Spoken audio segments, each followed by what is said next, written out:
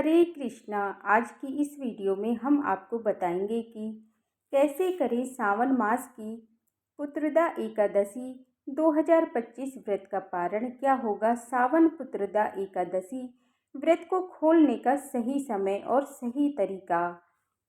क्या होगी सावन पुत्रदा एकादशी व्रत को खोलने की पूरी पूजा विधि और इस एकादशी व्रत को खोलते समय क्या गलतियां आपको भूल से भी नहीं करनी है। तो ये सब जानना चाहते हैं तो वीडियो अंत तक जरूर देखें। सावन पुत्रदा एकादशी का व्रत रख कर भगवान श्री हरि विष्णु की विशेष पूजा की जाती है। पुत्रदा एकादशी का व्रत करने से व्यक्ति के जीवन में धन समृद्धि की वृद्धि होती है और इस जन्म के खत्म होने के बाद ऐसा जीव वैकुंठ लोक को प्राप्त करता है। इस पुत्रदा एकादशी को पवित्रा एकादशी या पवित्रदा एकादशी के नाम से भी जाना जाता है। इस दिन व्रत रखने से विष्णु जी की पूजा करने से निसंतान जोड़ों को संतान प्राप्ति का आशीर्वाद मिलता है। यह व्रत महादेव और भगवान श्री हरि विष्णु दोनों की कृपा दिलाने वाला एकमात्र व्रत माना गया है और इस व्रत को करने से संतानों की उम्र भी लंबी होती है। जितना आवश्यक इस व्रत को विधि पूर्वक करना होता है उतना ही आवश्यक इस व्रत को सही समय पर खोलकर इसका संपूर्ण फल प्राप्त करना होता है। इस पुत्रदा एकादशी का व्रत खोलने के लिए एकादशी की तिथि का समाप्त होना आवश्यक है। इस बार पुत्रदा एकादशी का व्रत 5 अगस्त को रखा गया है, इसीलिए इस बार पुत्रदा एकादशी के बाद एकादशी की तिथि समाप्त होगी 5 अगस्त मंगलवार को दोपहर 1:12 तक।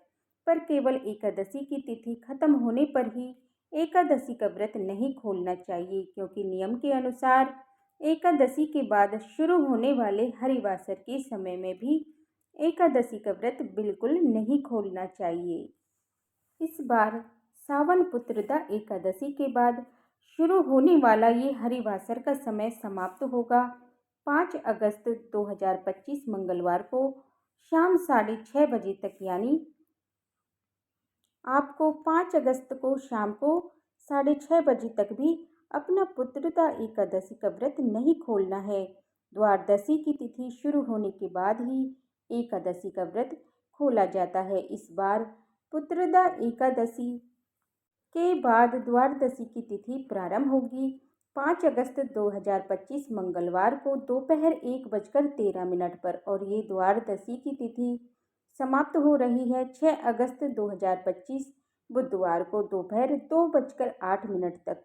आइए अब जानते हैं 6 अगस्त को द्वादशी के दिन पड़ने वाले सभी शुभ और अशुभ मुहूर्तों के बारे में, ताकि आप गलत मुहूर्त में आप अपना सावन पुत्रदा एकादशी का व्रत ना खोल लें। 6 अगस्त द्वादशी पर सूर्य उदय सुबह 6:03 पर होगा। सूर्यास्त शाम 7:01 पर होगा। इस दिन ब्रह्म मुहूर्त प्रातःकाल 4:27 से सुबह 5:15 तक रहेगा। इस दिन द्वादशी की प्रातःकाल की पूजा का शुभ मुहूर्त सुबह 4:42 से सुबह 5:45 तक रहने वाला है। इस दिन द्वादशी की सायंकाल की पूजा का शुभ समय शाम 7:08 से रात 8:12 तक रहेगा और द्वादशी पर गोधूली मुहूर्त शाम 7:08 से शाम 7:30 बजे तक रहने वाला है। आइए अब जानते हैं 6 अगस्त को द्वादशी पर पड़ने वाले अशुभ राहु काल के बारे में, क्योंकि राहु काल के समय में भी सावन पुत्रदा एकादशी का व्रत नहीं खोलना चाहिए, वरना आपका एकादशी का व्रत करना असफल हो जाता है। 6 अगस्त 2025 बुधवार को द्वादशी के दिन राहु काल दोपहर 12 बजे से दोपहर 1:30 बजे तक रहने वाला है। इस राहु काल के समय में भी अपना पुत्रदा एकादशी का व्रत ना खोलें, न ही द्वादशी की पूजा करें। आइए अब जानते हैं पुत्रदा एकादशी के पारण का समय। 6 अगस्त द्वादशी पर सावन पुत्रदा एकादशी व्रत खोलने का सबसे सही समय और शुभ मुहूर्त होगा सुबह 5:45 से सुबह 8:26 के बीच में। इसी तय शुभ मुहूर्त में पुत्रदा एकादशी का व्रत खोलने से आपको सावन की इस विशेष पुत्रदा एकादशी व्रत करने का संपूर्ण फल प्राप्त होगा। आइए अब जानते हैं सावन पुत्रदा एकादशी व्रत खोलने की यानी इस पुत्रदा एकादशी का पारण करने की पूरी पूजा विधि। एकादशी व्रत का पारण करने से पहले ध्यान रखें कि मुहूर्त के हिसाब से द्वादशी तिथि शुरू हो चुकी हो। अगर द्वादशी तिथि सूर्योदय से पहले ही समाप्त हो गई हो तो एकादशी का व्रत का पारण सूर्योदय के बाद करें।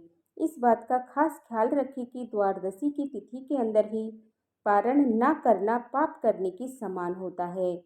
ये द्वादशी तिथि के शुभ मुहूर्त के अंतर्गत ही एकादशी व्रत का पारणा न करें, तभी आपको एकादशी व्रत का पुण्य मिलेगा, अन्यथा आपका एकादशी का व्रत अमान्य नहीं होगा। एकादशी व्रत का पारण समय सुबह यानी प्रातः काल का ही होता है। व्रत करने वाले श्रद्धालुओं को मध्याह्न यानी शाम के दौरान व्रत को तोड़ने से बचना चाहिए।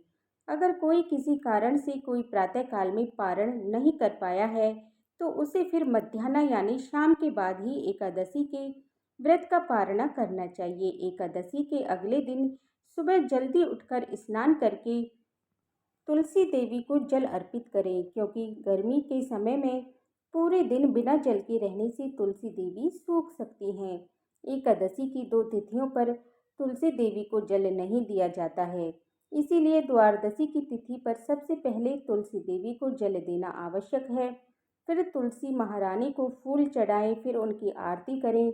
आरती करके उनकी 7 बार परिक्रमा करें। फिर तुलसी परिक्रमा करने वाले को कभी भी यमराज के दर्शन नहीं होते। अब विष्णु जी की पूजा के लिए तुलसी देवी के कुछ पत्ते ले लें। अब भगवान विष्णु को स्नान कराकर उनको पीले वस्त्रों से उनका श्रृंगार करें, उनको पीले फूल और तुलसी पत्र चढ़ाएं। फिर भगवान विष्णु की आरती करें और आरती के बाद जाने अनजाने में आपसे एकादशी व्रत के दौरान आपसे हुई सभी छोटी बड़ी गलतियों के लिए करुणामयी भगवान श्री हरि विष्णु से क्षमा मांगे। भगवान विष्णु से क्षमा मांगते हुए आपको ये मंत्र बोलते हुए आवानम न जानामि न जानामि विसर्जनम पूजा चैव न जानामि क्षमस्व परमेश्वरम मंत्रहीनम क्रियाहीनम भक्तिहीनम जनार्दन या यल्प पूजित मया देवा परिपूर्ण तदस्तु में। इस मंत्र को अपनी पूजा खत्म होने के बाद आपको 7 बार बोलना चाहिए। इसके बाद भगवान विष्णु से ये एकादशी व्रत स्वीकार करने की प्रार्थना करें। आइए अब जानते हैं क्या खाकर आपको एकादशी का व्रत खोलना चाहिए। द्वादशी के दिन भगवान विष्णु को घर पर सात्विक तरीके से बनाए गए पकवानों का ही भोग लगाएं। ये पकवान मीठे नमकीन दोनों हो सकते हैं।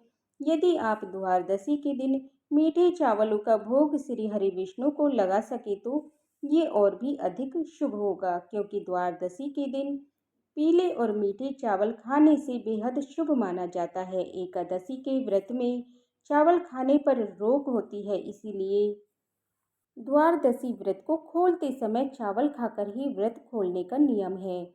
मान्यता है कि एकादशी के दिन चावल खाने से शरीर छोड़ने के बाद वो मनुष्य रेंगने वाले जीवों के रूप में जन्म लेते हैं, लेकिन द्वादशी को चावल खाकर एकादशी व्रत खोलने वाला मनुष्य मोक्ष को प्राप्त करता है। आपको एकादशी व्रत का पारण करने के लिए पकाए जाने वाले भोजन में गाय के शुद्ध देसी घी का प्रयोग जरूर करना चाहिए।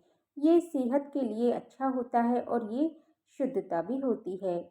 आंवले के पेड़ पर भगवान श्री हरि विष्णु का वास होता है, इस कारण एकादशी के व्रत में आंवले के पेड़ का विशेष महत्व माना गया है। इसीलिए एकादशी व्रत का पारण करने के दौरान आप आंवला भी खा सकते हैं। आंवला खाकर एकादशी व्रत खोलना भी बहुत शुभ होगा। इससे आपको अखंड सौभाग्य, निरोगी शरीर और संतान सुख की प्राप्ति होती है। आप द्वादशी के दिन एकादशी व्रत खोलने के लिए कोई भी सात्विक भोजन बनाए उसे वो और भगवान श्री हरि विष्णु को चढ़ाई गई तुलसी के पत्ते को पानी के साथ लेकर ही अपना व्रत खोलें।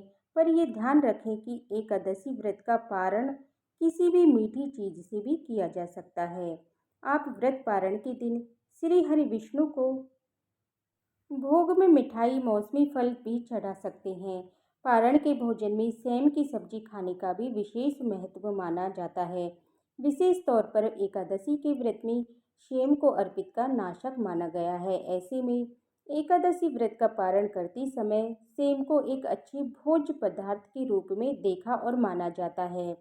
पारण के दौरान आप सूखे मेवे जैसे बादाम, पिस्ता, अखरोट और किशमिश भी खा सकते हैं। इसके अलावा दूध और दूध से बनी हुई मिठाइयाँ या चीज़ें भी एकादशी के व्रत के पारण में खाई जा सकती हैं। ऐसी और ज़रूरी जानकारी और व्रत कथाओं के लिए हमारे चैनल को अवश्य सब्सक्राइब कर लें और बेल आइकन बटन को प्रेस कर लें, जिससे कि हमारी आने वाली वीडियो का नोटिफिकेशन आप सभी को समय पर मिलता रहे।